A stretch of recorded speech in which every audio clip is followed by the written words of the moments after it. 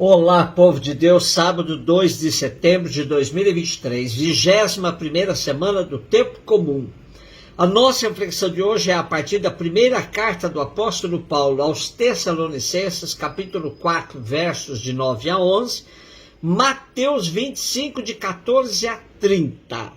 Irmãos, não é preciso escrever-vos a respeito do amor fraterno, pois já aprendestes de Deus mesmo a amar-vos uns aos outros. É o que já estáis fazendo com todos os irmãos em toda a Macedônia. Só podemos exortar-vos, irmãos, a progredirdes sempre mais. Procurai viver com tranquilidade, dedicando-vos aos vossos afazeres e trabalhando com as próprias mãos, como recomendamos.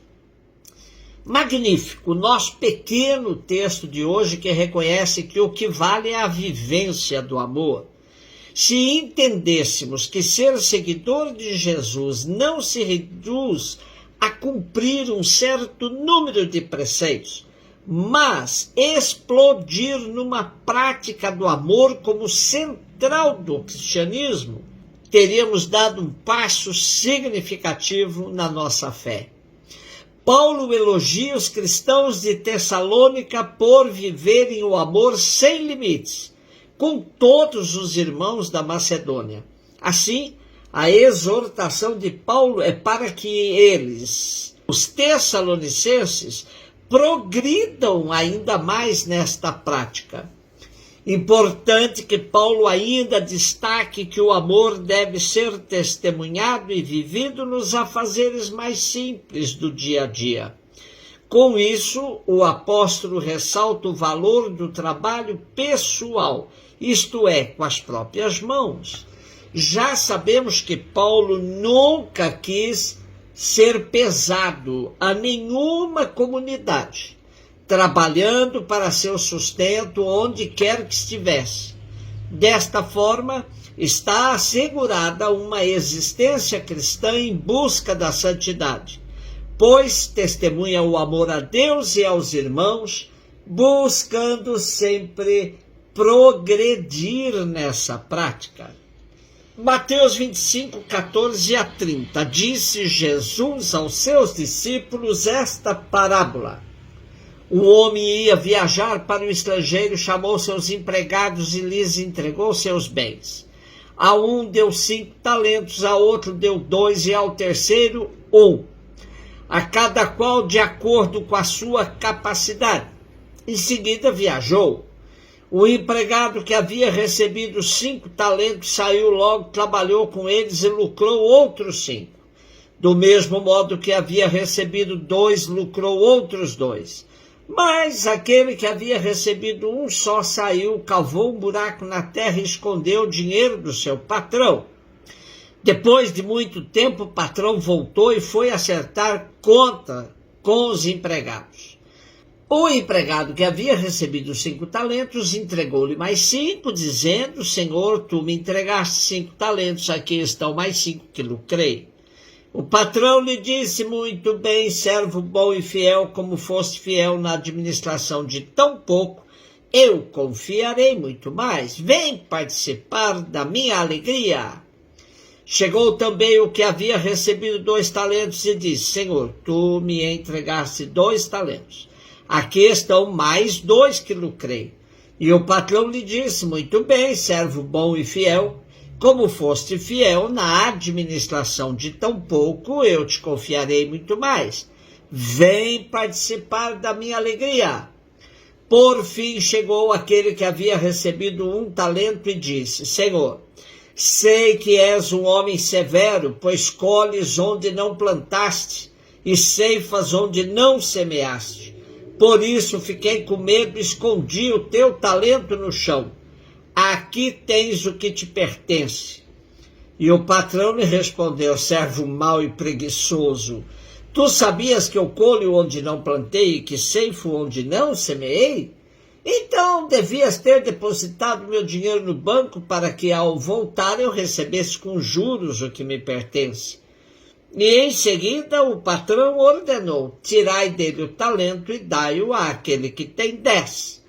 Porque a todo aquele que tem será dado mais e terá em abundância. Mas aquele que não tem, até o que tem lhe será tirado. Quanto a este servo inútil, jogai-o lá fora na escuridão, ali haverá choro e ranger de dentes. Assim como vimos Paulo incentivar o trabalho na primeira leitura, vemos agora no Evangelho de hoje que esperar a vinda iminente do Cristo, como era a mentalidade do final do primeiro século, não podia ser de forma passiva. Essa espera era muito mais próxima do sentido esperançar do verbo. Enterrar os talentos e viver no ócio esperando a vinda do Senhor era totalmente reprovável. Era necessário colocar tudo em jogo, arriscar-se, aventurar-se. Essa parábola é fundamental para nos colocarmos em espera ativa, assumindo tudo que nos toca viver. Somente quem se arrisca a colocar tudo o que recebeu de bens, dons, graças a serviço da construção do reino, recebe as bem-aventuranças de Deus. Imaginemos tudo o que recebemos de Deus e o que estamos fazendo com tudo isso. É claro que a parábola, fazendo parte do discurso escatológico de Jesus, coloca a questão do julgamento como um momento decisivo de prestar contas do que fizemos com os bens, dons recebidos. Porém, precisamos agir não por medo do fim, mas por amor e gratidão a Deus que nos cumulou de incontáveis graças e bênçãos. Vemos na parábola que o medo é paralisante, nos torna servos inúteis. Para isso, podemos nos contagiar com as palavras do Papa Francisco, que nos exorta a vivermos uma igreja em saída. Diz-nos ele: a igreja em saída é a comunidade de discípulos missionários que primeireiam, que se envolvem, que acompanham, que frutificam e festejam. Primeireiam, isto é, tomam a iniciativa.